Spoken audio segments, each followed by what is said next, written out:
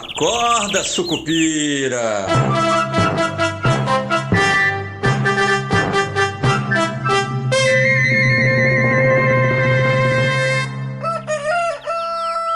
Bom dia, pessoal. Sejam todos muito bem-vindos, sejam todas muito bem-vindas. Eu sou Rodrigo Oliveira e este é o nosso Acorda Sucupira de 27 de novembro de 2024. Quarta-feira de mais um dia de espera pelo pacote de corte de gastos que sempre fica para o dia seguinte, não é mesmo? Mas é aquilo, né? São vários os motivos. Um deles a gente já tinha comentado, está lá no Esquina Sucupira de sexta-feira, né? Na nossa newsletter. Aliás, quem ainda não é assinante da nossa newsletter gratuita, Esquina Sucupira, basta ir lá no esquinasucupira.substack.com ou procura aí no Google Esquina Sucupira que a gente aparece na primeira. Nós somos o primeiro resultado ali do Google. Mas a gente falava naquela época, até a frase, inclusive, que ficou de frase tema da newsletter é a frase do Napoleão, que, né, não atrapalhe o seu inimigo quando ele estiver errando, né, ou quando ele estiver se dando mal, digamos assim, que é o caso agora, né. Obviamente o governo não quer atrapalhar todo o noticiário contra o Bolsonaro com um pacote de gastos, né, dando munição para a oposição trocar de assunto. Então, ficou fácil você ir postergando essa discussão. Mas mais do que isso, tem uma outra coisa que tem impulsionado, né, ou que tem ajudado isso tudo a demorar um pouco mais. Vocês vão lembrar que lá em agosto, mais ou menos, segundo reza a lenda, provocado pelo Palácio do Planalto, o STF, via Flávio Dino, suspendeu o pagamento das emendas parlamentares, né? Se vocês lembrarem, em 2024 tem 52 bilhões de reais previstos em emenda parlamentar.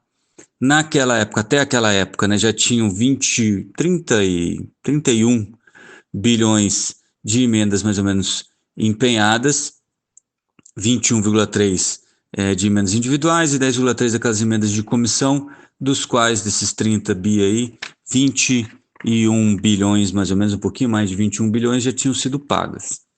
Pois bem, de lá para cá está tudo suspenso, porque o Flávio Dino disse que faltava transparência, aquela história da emenda, essas emendas secretas, e você não sabia quem é que estava indicando o quê. Houve uma mudança, o PL, né, o projeto de lei sobre isso foi aprovado na Câmara, foi para o Senado mudou algumas coisas, restringindo um pouco mais, voltou para a Câmara derrubou quase tudo, e o Lula sancionou ontem essa regra, essa nova lei. Então, isso é um passo em duas direções importantes, assim. Uma, destravar a conversa no Congresso Nacional, porque para os políticos, no fim das contas, o que interessa é essa discussão sobre emenda, e não todo esse resto aí de organizar contas públicas. Isso não é um problema que incomoda políticos. Ontem mesmo eu conversava com um conhecido e a gente falava justamente sobre isso. O Lula ou o Congresso Nacional, com raríssimas e honrosas exceções, tá nem aí para o que vai acontecer com as contas públicas, porque esse efeito vai ser daqui a 3, 4, 5, 10 anos. E aí, eu nem sei se eu vou ser candidato ainda, nem sei se eu preciso ser candidato ainda, não estou sendo... minha reeleição, no caso do presidente da República, já até terminou. Então, o meu objetivo aqui é empurrar isso com a barriga para que os efeitos não fiquem tão próximos e prejudiquem a próxima eleição. E é isso que faz todos os políticos, é isso que fazem todos os políticos. Então, basicamente, o que você tem hoje é essa discussão sobre emendas. Tem essa conversa de que, não, é porque os militares não conseguem definir o valor da aposentadoria, a idade mínima para aposentadoria, blá, blá, blá. Conversa fiada. O problema todo está no Congresso, porque ontem mesmo saiu durante o dia uma notícia falando que o líder do governo falou que, olha, a votação das medidas para o pacote de corte de gastos vai ficar para o ano que vem. Por que ele falou isso? Para avisar o STF que é necessário que as emendas sejam desbloqueadas. Se isso não acontecer, provavelmente ninguém vai conseguir votar o pacote de corte de gastos. E é por isso que tem todo esse cuidado do Haddad, que vai se reunir hoje com a Câmara dos Deputados e amanhã com o Senado, né, líderes do Senado e presidente do Senado, a mesma coisa na Câmara, para poder tentar tranquilizar o pessoal e tentar conseguir avançar nessas votações, porque caso elas sejam realmente apresentadas ainda esta semana, serão 3 semanas, eu já vim alertando para isso, 3 semanas até o fim do ano. Se as emendas parlamentares estiverem andando, tiver tudo normal, não deve ter problema nenhum com esse pacote de medidas. As mudanças devem ser pouquíssimas, mas ele já vem desidratado, que é aquilo que eu estava falando. Antes era 70 bi, agora é entre 60 e 70. Se vocês lembrarem, o bloqueio do Haddad era em torno de 5 bi e virou 6, né? Então, tem todo esse problema. E qual é o problema com as emendas? Além de não estarem liberadas, o presidente Lula conseguiu. Lembrem-se, a provocação para essa suspensão das emendas parlamentares foi feita pelo governo federal. Então, óbvio que o Congresso está olhando para o governo e falando: bom, a gente regulamentou, o governo sancionou ontem, então agora vocês vão lá, conversem com Flávio Dino e expliquem para eles que isso tem que voltar a funcionar. Pois bem, mesmo assim o governo conseguiu uma vitória importante com isso, que é garantir que as emendas de comissão, né, dessas emendas de comissão, 50% vão ficar para a saúde. Né? O governo não conseguiu, ia colocar no pacote de gastos, mas não conseguiu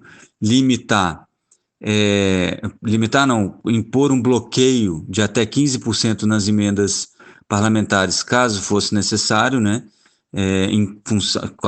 Se a gente tiver, se é ótimo, né? Quando houver bloqueios orçamentários, que isso seja estendido também às emendas parlamentares. Os parlamentares já indicaram que isso vai ser uma discussão bastante complicada. O governo deixou para apresentar essa medida em separado do pacote de corte de gastos, para não impedir que isso aconteça, mas deve apresentar isso mais para frente. De qualquer maneira, o Congresso está preocupado com esses 20 bi que ainda faltam ser liberados durante esse ano nas emendas parlamentares. Lembrando que é isso que faz boa parte da política brasileira rodar, né, nos rincões, nos mais afastados rincões deste nosso querido Brasil. Então, no fim das contas, nós voltamos para aquela discussão que é a mesma discussão de sempre no Brasil, né?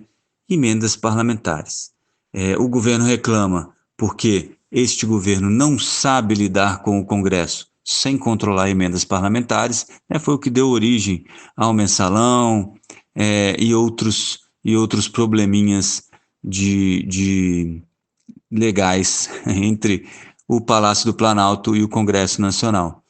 Mas o governo não consegue lidar com as votações sem ter essa carta na manga: olha, eu libero isso, e aí você faz aquilo, eu libero essa emenda e você faz aquele outro. E eu não estou dizendo que aqui, neste caso específico, não é corrupção no sentido financeiro da palavra, mas é como se fosse aí é uma troca, né? Olha, eu controlo o cronograma de pagamentos das emendas. Então, se você quer receber o seu agora, antes que tenha contingenciamento, vamos fazer isso, né? Como o governo também não conseguiu colocar o contingenciamento nas emendas, por enquanto o Congresso ainda tem algum controle sobre as emendas, mas já deu metade das emendas de comissão para saúde. Também tinha uma tentativa do Senado de colocar emendas individuais prioritariamente para obras inacabadas, e isso voltou à redação da Câmara dos Deputados, que é obras inacabadas iniciadas por aquele deputado ou financiadas por aquela emenda individual, para não ficar uma coisa muito ampla, e aí você perderia toda a pessoalidade, que é o que o Congresso quer com as emendas parlamentares, que é para mostrar para o eleitor que é ele que está levando aquela faixa, né, que o pessoal aí mais atento nas cidades brasileiras já viu, né? Agradecemos o deputado fulano de tal pelo dinheiro para fazer a passarela, né? Essa faixa normalmente é colocada, inclusive, pelo deputado. Amigos, é difícil. Vocês pensam que são as mídias sociais que mudaram o jogo, né? Na verdade, não. Só mudou como é feito. Mas, aliás, como é feito, não. Onde é feito, né? Como é feito é sempre a mesma coisa. Mas é isso. Então, o que a gente está esperando agora é o STF liberar aí as emendas parlamentares para ver se a gente consegue votar esse plano de corte de gastos. Lembrando que, olha, para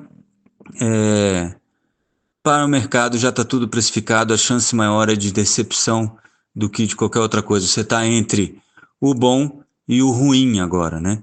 Era 70 bi, parece que vai vir um pouco menos, isso já é uma má notícia. O dólar continua buscando aí, orbitando nos R$ 5,80 e os juros os juros futuros já precificando aí 3 altas de 0,75 para a Selic, né, que deve chegar aí próximo dos 14%, né, amigos? Então, não vai ser o corte de gastos que vai resolver esse problema, até porque o problema da inflação, ontem saiu o IPCA acima do esperado, né, bem acima do esperado, 0,50 era o esperado, 0,62 foi o IPCA, aí você vai ter uma conversa sobre, não, quando você abre dentro do IPCA não está tão ruim, porque isso é alimentos, toda vez você vai ter essa conversa sobre, não, é porque é isso, é porque choveu, é porque não choveu, é porque estava quente, é porque estava frio, horas.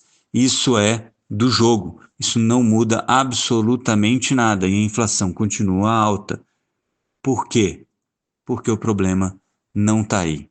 O problema é outro, e como diria, ontem eu falava com um analista amigo, como diria Milton Friedman, né, a inflação é sempre um fenômeno monetário. Eu vou falar mais sobre isso na newsletter de sexta-feira, então, se você ainda não assinou, para você receber no seu e-mail, vai lá no esquinasucupira.substack.com, que sexta-feira eu vou explicar um pouquinho melhor sobre o que está acontecendo monetariamente que faz com que a inflação esteja alta e que não vá mudar nem tão cedo. Então, amigo, juros é para cima, sim, não se engane. Bom, eu vou ficando por aqui nesta quarta-feira. Bons negócios a todos e até amanhã, se tudo der certo. Avante, Sucupira!